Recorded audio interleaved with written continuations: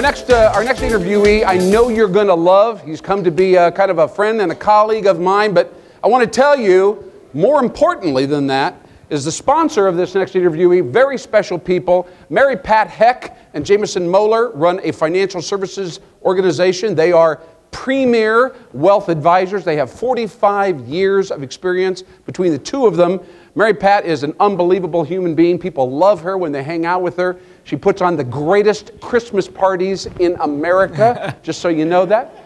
Jameson is a very capable young man, and the two of them run a very sharp, tight office and really built on long-term relationships. And that's how they built the thing from the ground up. And Mary Pat Heck is a Vistage colleague with me as well. And we're going to introduce you right now to a Vistage colleague as well. So please keep in mind, Heck and Moeller, they're at the top of your program. And if you know anybody or are looking for maybe a more sophisticated or customized financial planning program going into the future, you might want to talk to Mary Pat or Jameson. Now, speaking about Vistage, Mr. Rick Faber is a facilitator of a Vistage group here in Omaha. This is a CEO advisory group, a private advisory group. It's a very sophisticated group of executives here in Omaha, and they lean on this gentleman to help them expand their notion of what they're doing, what success is, what should I be doing with my organization, what about marketing, personnel, operations, the whole gamut. He's full of enthusiasm. He has a unique perspective. I'd like you to welcome my friend, Mr. Rick Faber, everybody, right here.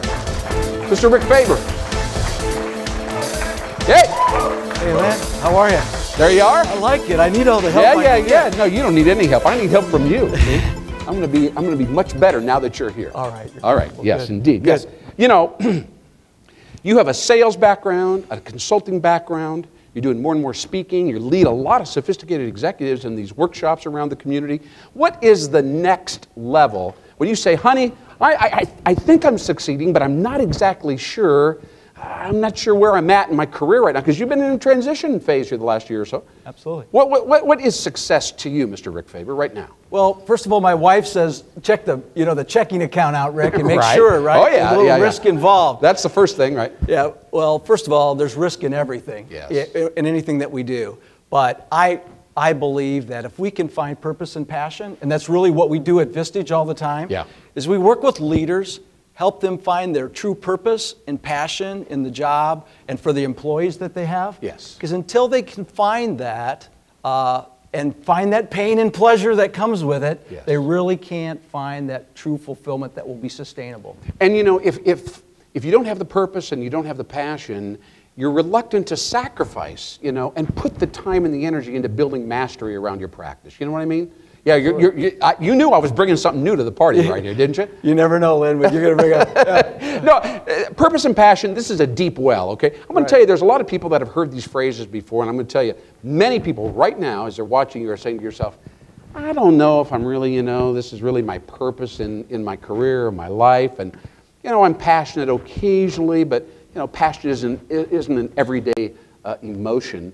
Tell us a little bit about this, really. It's a nice thing to flip off, but a lot of people don't have that much purpose, and passion may be a once-a-month thing, Well, the two things that come up usually is, hey, Rick, I just need a job, They're passionate about that, aren't they? Yeah, they're passionate about the job. Oh, yeah.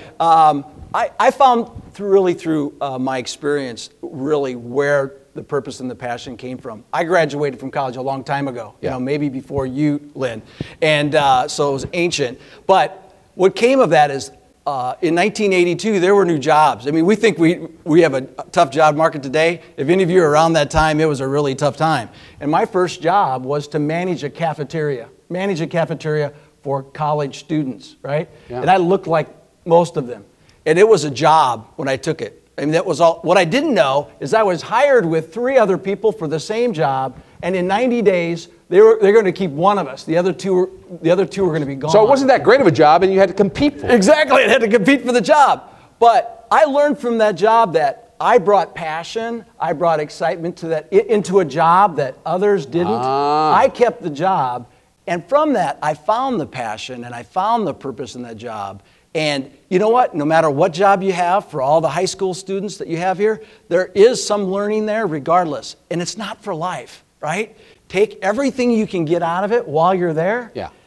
Absorb everything you can, and guess what? It doesn't hurt to be out there looking for the next thing. But if it's not really a job that you relish, you're experimenting, you're learning what you're good at, and so on and so forth. But it's pretty tough. And now maybe you have the secret here. It's pretty tough to evoke passion for a tedious hourly job or something that you just kind of have to get through and grind it out. I mean, what do you say to somebody like that that's going through that? Well, get out and go find something that you're passionate about, huh? I would say we'd always keep our eyes open, right? And there's going to be leaders. Each of you are going to work in a job, and even us executives that have been around or employees. You're going to be in a position where that's not the case. Absolutely. And you're right, Lynn. You have to find it within yourself. Yeah. I don't know if anyone ever seen the notion or seen a show talking about paying it forward. Oftentimes, if we can find those opportunities, regardless of what we do to pay it forward, we'll find it enriches our job that we're in today. And it's not something, that just showing up, clocking in is going to make a difference. But if you're engaged in that job, regardless of what it is, I say sometimes it's don't be afraid to get your hands dirty, because often success is dressed in coveralls and looks a lot like work. Now, we're both farm boys, so that doesn't, I understand what you're talking about right there. Absolutely. I love the pay it forward thing, because we live in a world where it feels like scarcity is a reality, right? And so to be able to extend yourself and do favors for people, maybe even strangers, all right? And to give them something from your heart when in fact the resources, you don't feel like you even have many resources to give. Mm-hmm. That is the ultimate. That is like alchemy. There's something that happens there that I think maybe takes you to the next level as a human being. Absolutely. Einstein once said, don't strive, or the goal shouldn't be success. Yeah. Sorry, success I meant. It should be adding value. Adding value can be anything. It could be to that job adding value. It could be adding value to the next customer. But if you add value, that's the magic. Deepak Chopra said something interesting, similar. He said, stay with the process, enjoy the process, have it be really an outlet for everything inside of you. Don't worry about the outcome, all right? As long as you have the right vibe, the right attitude and perspective in the middle of the process, the outcome will take care of itself. But we're always sitting around saying, hey, how much do I get out of this deal, right? Absolutely. When do I get paid? I need that check, and when am I going to get back to me? And by the way, my bonus is coming up next month. Don't forget about it. Right, right. Absolutely. So that's what's going on in our head, and then we sit around and say, why aren't things clicking for me? Mm-hmm. It's a very interesting relationship to this intangible thing called our mind. Now, purpose, I want to touch on that briefly because there's a lot of people out there that are underemployed. They're saying, what's my purpose, all right? How do you find your purpose in life? Rick, quickly, 30 seconds. Tell us how you found your purpose in life. Well, some of the speakers already have spoke to it. Yeah. I think you find your purpose through experimenting and looking at and taking yourself to new challenges. So whether it's upward bound or taking a job you may know nothing about and absorbing that, because you never know when you'll find the unexpected. I didn't plan on finding purpose, sitting behind a cafeteria line. But today, when I work with entrepreneurs, they ask me, hey, Rick, what was the greatest job the job you learned the most from? Yes. I go back to that first job, because for 3 years, I slung hash, washed dishes, got my hands dirty, and I learned out what business was all about. I guess I would say, don't be afraid of it, experience it, and live in that moment. All right. So tell us one more time, you're wrapping up here with Vistage, you're getting your thing started with Vistage, you've acquired your initial group. How many people you got in your private advisory board right now? A board start at 8, and they're as big as 16. I have my first board started, and it's leaders from all over Omaha and Sioux City. Yes. It's very exciting. I had to relearn, hitting the streets and getting my hands dirty again.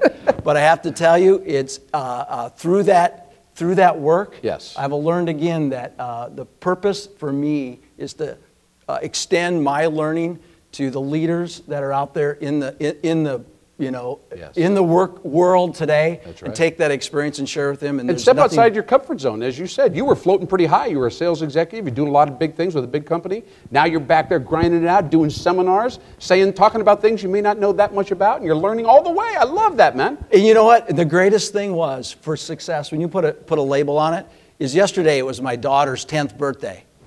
And it was the first time in 10 years I was able to spend her birthday with her and celebrate it and have lunch with her at school. That's success. That's success, ladies and gentlemen. Rick Faber with Vistage and FF Advantage. Awesome job, man. Thank you so much. Rick Faber. Yeah. With his birthday, with his daughter. Awesome.